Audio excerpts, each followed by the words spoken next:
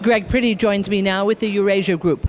Greg, when we look at the comparison of the outlooks, how important is it that we take the time at this symposium to really examine them? Well, I think it's very important for everyone to challenge their own assumptions sometimes. I mean, I'm in a bit of a different business in that we're not doing long-term forecasting for energy demand, but the political issues that we cover are very closely tied into that.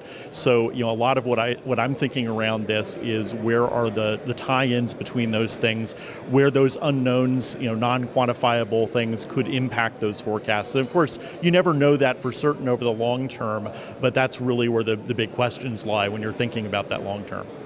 Do you find that the frank discussion that goes on at this private symposium, that it really helps to inform you, in fact, when you are looking at your various scenarios as well, and also getting the opportunity to listen to the diversity of views that are presented here? Well, definitely, it's always useful to see what other people who are confronting the same sorts of questions think, and I particularly find it useful to engage with people who are doing the more purely quantitative side of it, because that backs into a lot of the questions that we're trying to answer in terms of political analysis. They're both two sides of the same coin. When we look at the role of the International Energy Forum, this has grown in stature and relevance over the years, really. This particular dialogue being the 7th that they have produced with OPEC and the IEA.